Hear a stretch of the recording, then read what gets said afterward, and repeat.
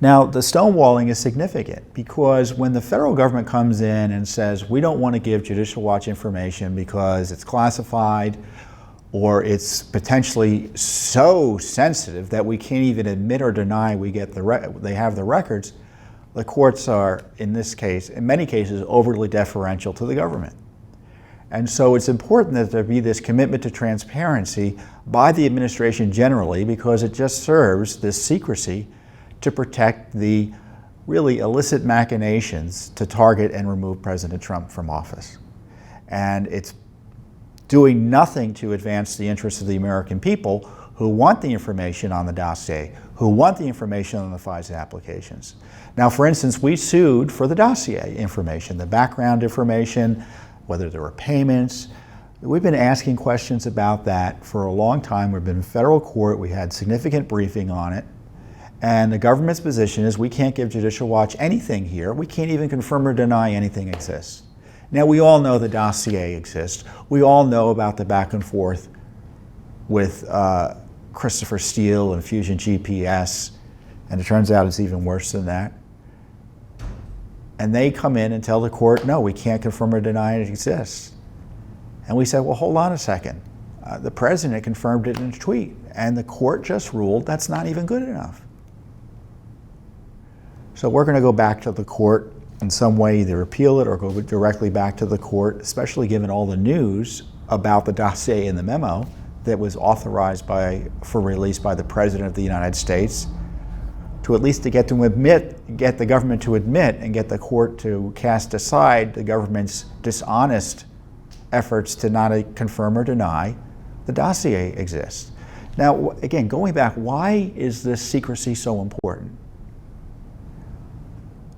We're not asking for classified information. We don't want legitimately classified information.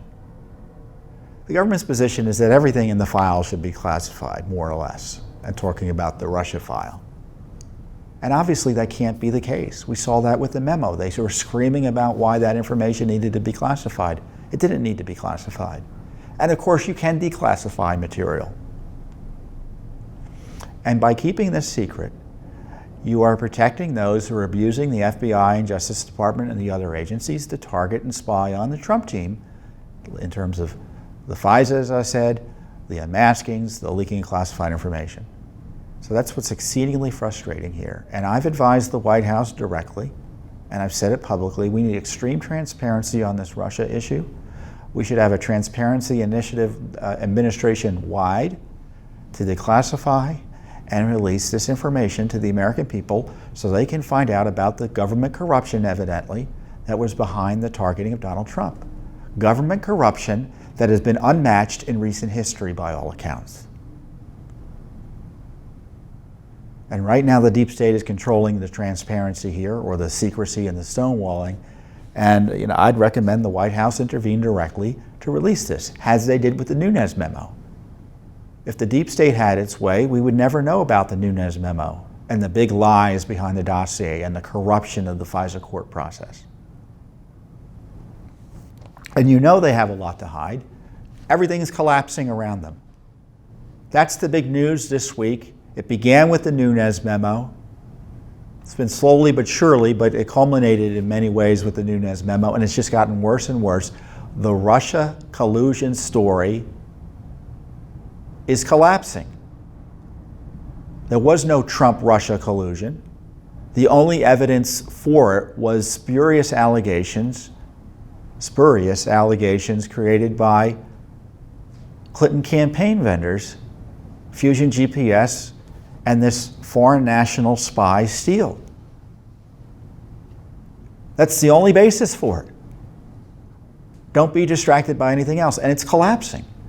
So the news about this Democratic memo coming out, which is the counter to the Nunes memo that the Democrats created after they failed to obstruct the release of the information, so they thought, well, maybe we should put our spin on it. That's going to be terrible for the Democrats, because it's going to remind us that it was their party that funded the dossier that was behind the Trump spying brought to the Trump warrant, this targeting Carter Page, But there were other things that the dossier was used for to target the Trump people with.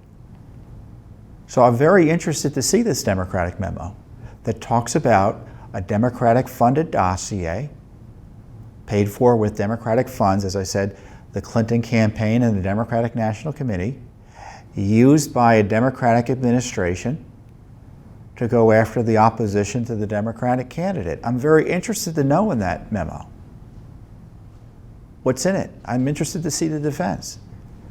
As I said last week, we found there was another dossier, this one created by the Kerry State Department, targeting Donald Trump. They gathered information and sent it over to one of their buddies in the United States Senate, classified information on Russia. They vacuumed it up the last days of the administration to target Trump. And now in the paper today, I think, there's a Obama State Department official who admits that he was talking to not only Steele, but Sidney Blumenthal, Clinton Foundation guy, Clinton henchman, hatchet man, whatever you want to call him, regular email correspondent with Hillary Clinton that Judicial Watch uncovered in all the Clinton emails. Constant. Blumenthal sent Hillary Clinton a dossier, it looks like every week. It's no surprise he was helping out on this dossier effort targeting real President Trump. I keep on calling him by his Twitter handle, Real Donald Trump. We have a FOIA for the State Department on the Steele communications, the dossier communications. So we'll see what that uncovers. All of that's collapsing. And what's being exposed is now the President Obama's maybe direct involvement in all of this. Now, one of the interesting things, and this is the dishonest liberal media, they've kept President Obama out of this. You would have thought the FBI and Justice Department had nothing to do with the Obama administration in 2016. Well, actually, it was run by his appointees.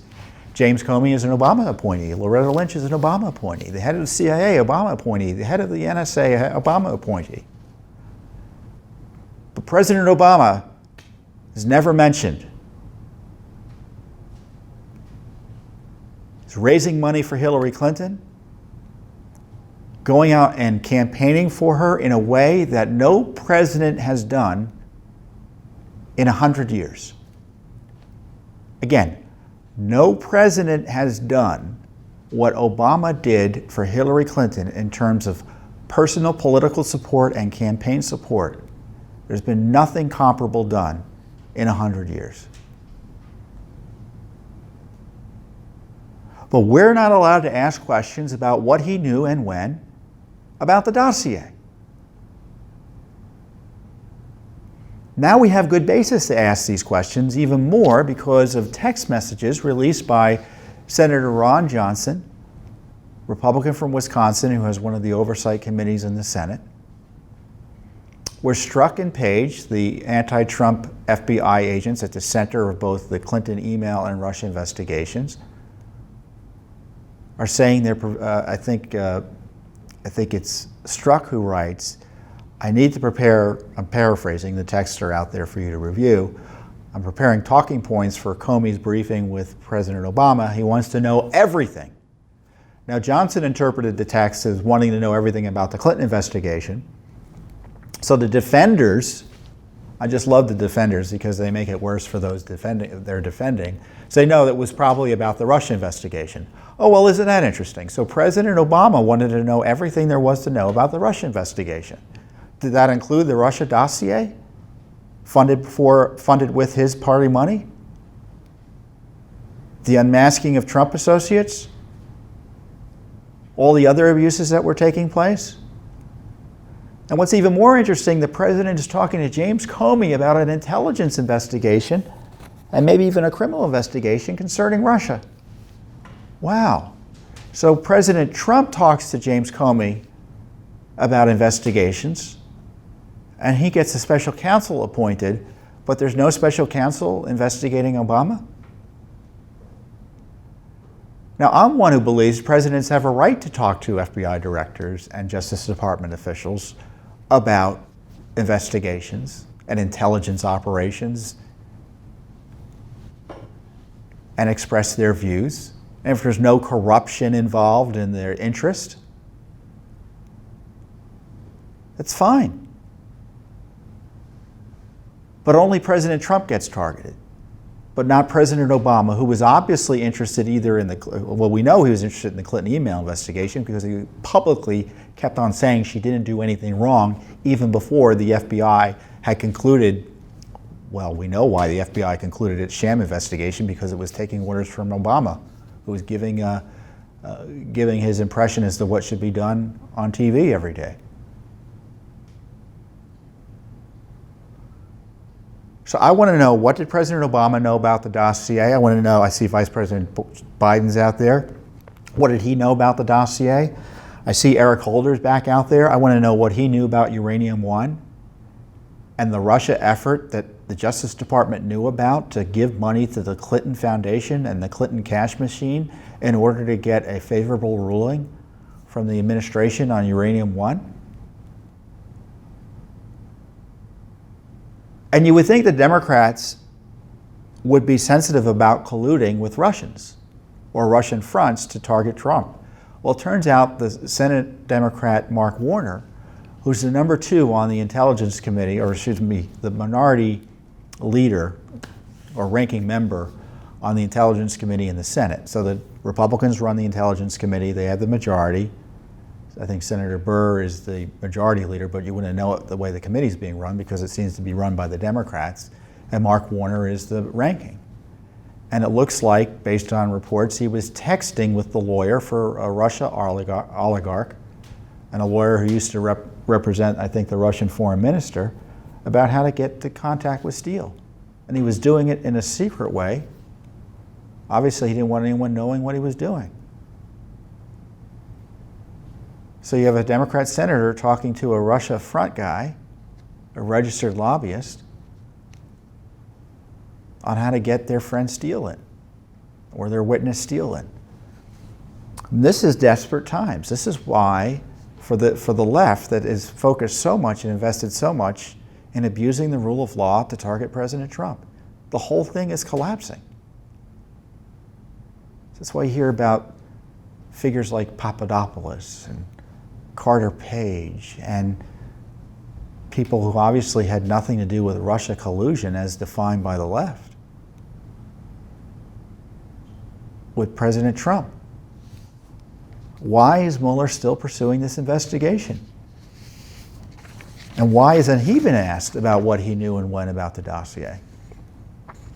So we're in court asking for the records. We're being stonewalled in our request for the records, and I would encourage those responsible officials, whether they be in the White House, the FBI, the CIA, NSA, you name it, Justice Department especially,